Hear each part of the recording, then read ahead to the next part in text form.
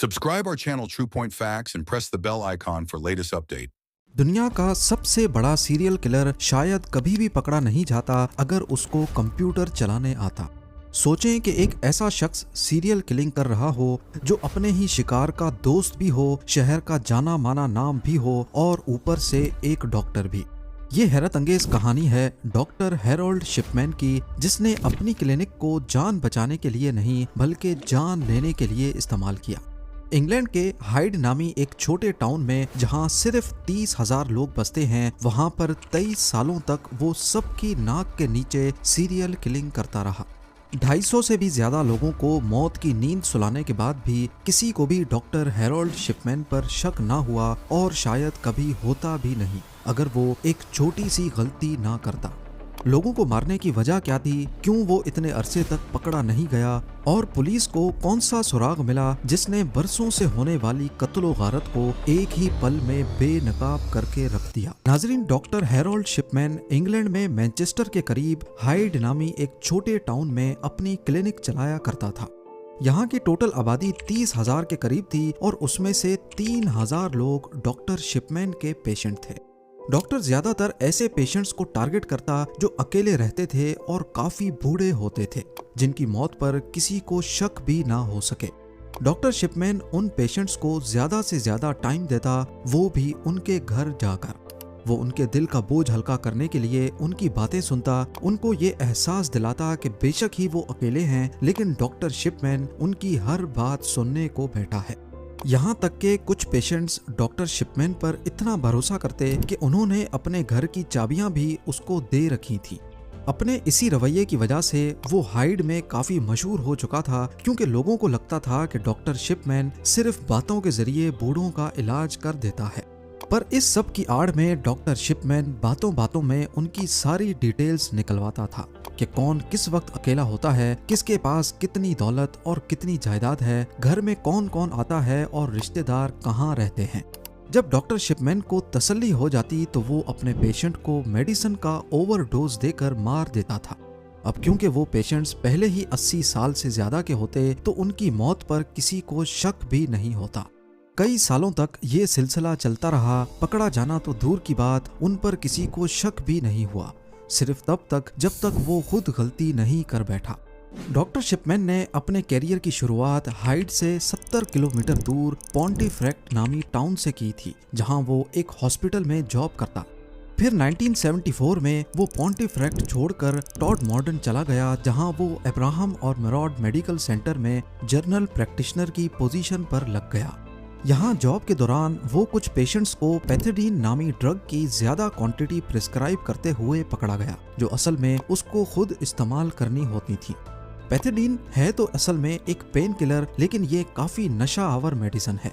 Doctor Shipman को पैथेडीन के नशे की आदत थी और वो जानबूझकर अपने पेशेंट्स को ये मेडिसिन प्रिस्क्राइब करता, थोड़ी उनको देता जबकि ज्यादा मिकदार खुद इस्तेमाल करता था, जबकि पेशेंट्स को ये थोड़ी मेडिसिन की जरूरत भी नहीं होती। इससे होता ये था कि पेशेंट्स ये मेडिसिन लेने के बाद बहुत अच्छा महसूस करते, जबकि असल में उनको मालूम नहीं था कि वो नशा कर रहे हैं। यही वजह थी कि शिपमैन के पेशेंट्स ना चाहते हुए भी उसकी तरफ अट्रैक्ट होते थे। पकड़े जाने के बाद हॉस्पिटल एडमिनिस्ट्रेशन ने डॉक्टर शिपमैन को निकाल दिया और बात उसके लाइसेंस कैंसिल होने तक पहुंच गई। लेकिन शिपमैन ने 600 पाउंड्स का फाइन देकर खुद को एक रिहेबिलिटेशन सेंटर में दाखिल करवा दिया, जिससे उसका लाइसेंस कैंसिल होने से बच गया। रिहैब सेंटर में थोड़ा वक्त ही गुजारने के बाद जब सारे उसको भूल गए तो वो 1977 में हाइड आ गया, जहां वो डॉनी ब्रुक मेडिकल सेंटर में जनरल प्रैक्टिशनर लग गया। 1980s में वो जीपी की पोजीशन पर प्रैक्टिस करता रहा और इस बीच ना उसने नशा छोड़ा और ना मौका ढूंढकर बूढ़े पेशेंट्स का कत्ल। लेकिन इन मर्डर्स की फ्रीक्वेंसी 1993 से काफी बढ़ गई, जब उसने हाइड में ही अपनी खुद की क्लिनिक खोली और शहर में एक अच्छा नाम बना लिया। अगले कई सालों तक मामला ऐसे ही चलता रहा और किसी को भी डॉक्टर की इन हरकतों पर शक नहीं हुआ। पहली बार मार्च 1998 में डॉक्टर लिंडा रेनॉल्ड्स, जो कि शिपमैन के क्लिनिक के ऑपोजिट ही दूसरे हॉस्पिटल ब्रोक सर्जरी में जॉब करती थीं, उन्होंने शिपमैन के पेशेंट्स के बीच ज्यादा मरने के रेशो पर तशवीश का इजहार किया। उनका कहना था कि शिपमैन जो सिर्फ एक छोटी सी क्लिनिक चलाता है, पिछले 3 महीनों में उसके 16 पेशेंट्स मरे हैं, जबकि इसी पीरियड के दौरान ब्रूक सर्जरी, जिनके पास शिपमैन की क्लिनिक से 3 गुना ज्यादा पेशेंट्स हैं, उनके पास सिर्फ 14 पेशेंट्स की मौत हुई है। ये शक तब मजीद बढ़ गया जब ये मालूम पड़ा कि डॉक्टर शिपमैन के 16 पेशेंट्स की मौत के बाद उनको दफनाया नहीं बल्कि जला दिया गया था।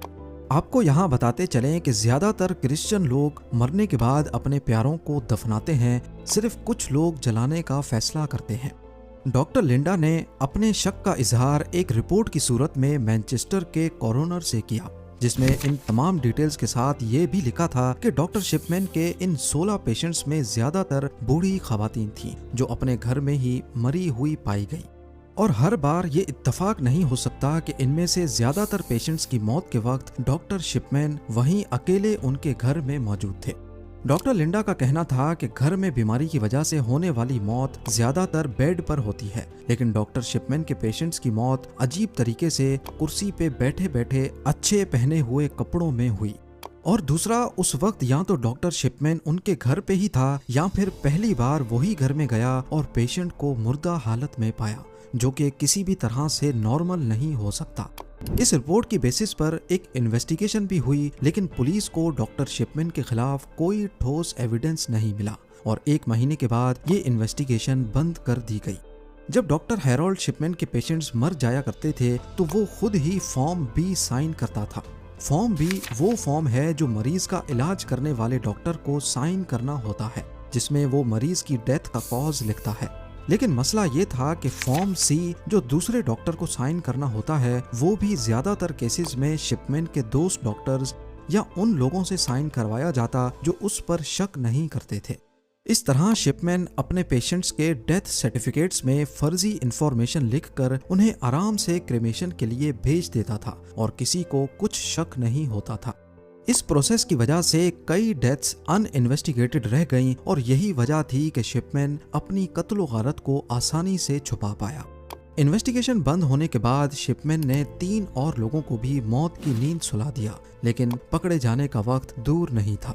शिपमैन का आखिरी शिकार हाइड की फॉर्मर मेयर 81 ईयर्स की कैथलीन ग्रंडी थी, जो 24 जून 1998 को अपने घर में ही मर गई। और यहाँ पर भी डॉक्टर शिपमैन ही वो आखिरी शख्स था जिसने कैथलीन को आखिरी बार जिंदा देखा था। उसने बाद में डेथ सर्टिफिकेट पर साइन किया और उसमें मौत की वजह ओल्ड एज लिखी।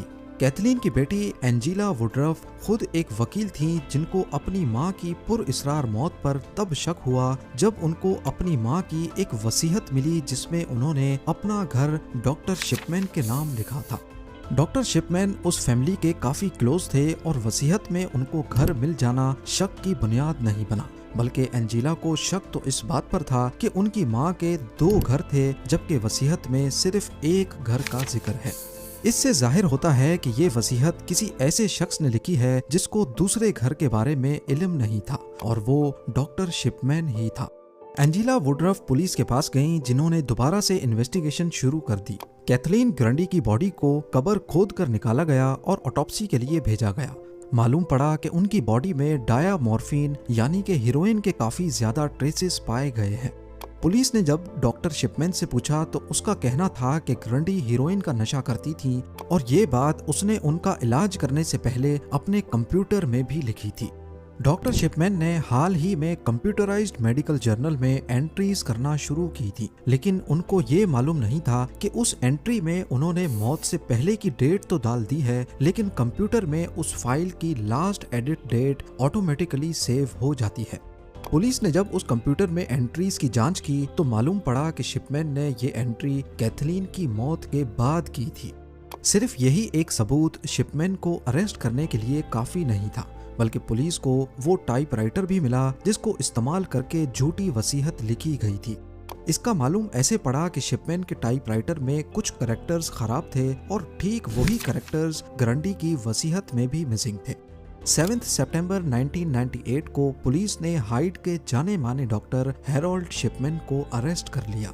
जब ये बात खुली तो वो लोग भी सामने आ गए जिनके प्यारों को शिपमैन ने पहले मारा था।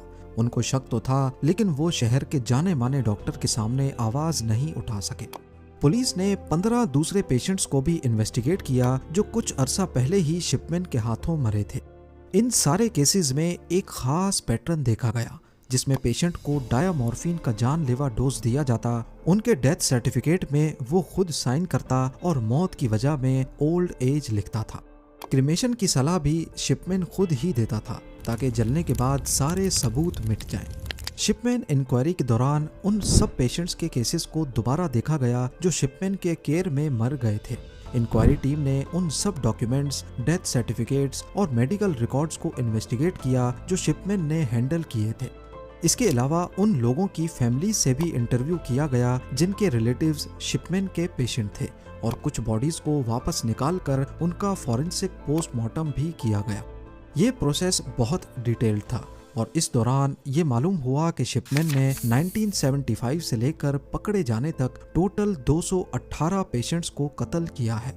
ये तो कंफर्म्ड नंबर है, लेकिन कई केसेस में सबूत की कमी की वजह से उनको कंफर्म नहीं किया गया। एक अंदाजा है कि ये नंबर 260 तक भी हो सकता है। कोर्ट ने 15 मौत के जुर्म में शिपमैन को 15 बार सजाए मौत सुनाई, यानी वो जब तक जिंदा है जेल से बाहर नहीं आएगा। पर 2004 में उसने अपने सेल की सलाखों से बेडशीट बांधकर खुद को फांसी दे दी। उसकी मौत के बाद उसके जेल के एक साथी ने हैरत अंगेज इंकशाफ किया कि शिपमैन ने असल में 218 या 260 नहीं बल्कि 508 लोगों का कत्ल किया था और ये बात शिपमैन ने खुद उसको बताई थी। पर शिपमैन के इतने ज्यादा कत्ल करने की असल वजह आज तक सामने नहीं आ सकी। कुछ लोग इसको साइको कहते हैं, कुछ पैसा कमाने का तरीका और कुछ लोग शिपमैन की मां की मौत का असर भी समझ रहे हैं, क्योंकि उसकी मां जो कि कैंसर पेशेंट थी उनको पेन किलर के तौर पे मॉर्फिन दिया जाता था। एक्सपर्ट्स का मानना है कि शायद शिपमैन अपने पेशेंट्स को भी ऐसे ही मॉर्फिन देकर मरता हुआ देखना चाहता था। If you like our videos, don't forget to like, share, and comments.